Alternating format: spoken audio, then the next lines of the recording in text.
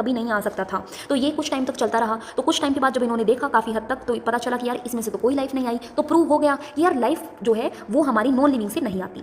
Same to same इन्होंने एक और एक्सपेरिमेंट किया था जिसमें इसकी गर्दन को तोड़ दिया था और यहाँ पे एयर से कोई बैक्टीरिया आया होगा, राइट। तो ये इसमें भी सब कुछ सेम था यार, इसमें भी ईस्ट को मार दिया गया था, इसमें भी सब कुछ सेम किया था। बट इसमें ओपन जो है वो ओपन टू एयर जो है इसकी नेक को छोड़ दिया, जिसमें कोई बैक्टीरिया बाहर से आया होगा और वो बैक्टीरिया यहाँ गिरा होगा और उसने जो है अपने ही जैसे और बैक्टीरिया को ग्रो किया होगा, राइट। तो इसमें लाइफ आई थी, ठीक है, और इसमें लाइफ नहीं आई थी। तो इससे पता चलता है कि लाइफ जो है प्री एग्जिस्टिंग लाइफ से आती है, मतलब किसी लाइफ से ही आती है, नॉन लिविंग चीज़ों से नहीं आती है, ठीक है।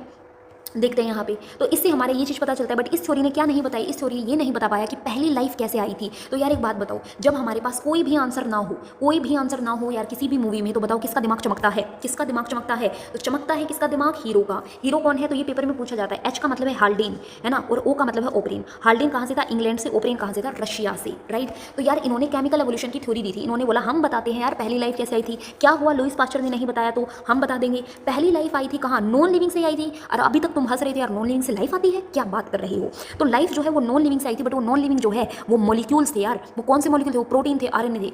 तो इनसे लाइफ कैसे आई है? एक बात बताओ, सेल के अंदर क्या होता है? सेल के अंदर वो होता है मोस्टली वाटर, फिर आता है कौन? प्रोटीन, राइट, फिर आता है न्यूक्लिक एसिड, कार्बोहाइड्रेट। यही तो एक सेल को बनाता है। उसकी बाहर की मेम्ब्रेन बनी होती है लिपिड की, सही बात है। तो यही मॉलिक्यूल्स आपस में इकट्ठा होकर तो एक सेल बनाई होंगे, इसी से हमारी पहली लाइफ आई थी, सीधी सी बात है, ठीक है। तो इस चीज़ को हमें याद रखना है, तो इसी को बोला है। और ये हमारा कहाँ से आया होगा? इनऑर्गेनिक कंपाउंड से। इस थ्योरी को जिसने दिया था वो थे हीरो, है ना, लेकिन इसको जिसने प्रूव किया था वो थे SL Miller. SL Miller America से थे। इन्होंने 1953 में एक एक्सपेरिमेंट किया था। ये रहा एक्सपेरिमेंट। इन्होंने लैब के अंदर ही ये जो आपको फ्लास्क दिख रहा है, इस फ्लास्क को बना दिया क्या? अर्थ बना दिया, जिसका टेम्परेचर 800 डिग्री सेल्सियस था, है ना। लाइटनिंग इफेक्ट के लिए इलेक्ट्रोड लगा दिया। इसके अंदर जो हमारी गैसेज थी वो कौन कौन सी थी? तो हमारी प्रिमिटिव अर्थ के अंदर जो हमारी बहुत पहले की अर्थ थी उसमें ये सारी गैसेज थी। तो इसने सभी गैसेज ली, बट CO2 की बजाय इसने लिया था हाइड्रोजन, राइट। कौन सा? कितना? अगर दो मॉलिक्यूल जो है वो मीथेन के थे तो एक अमोनिया था और दो मॉलिक्यूल थे हाइड्रोजन गैस के।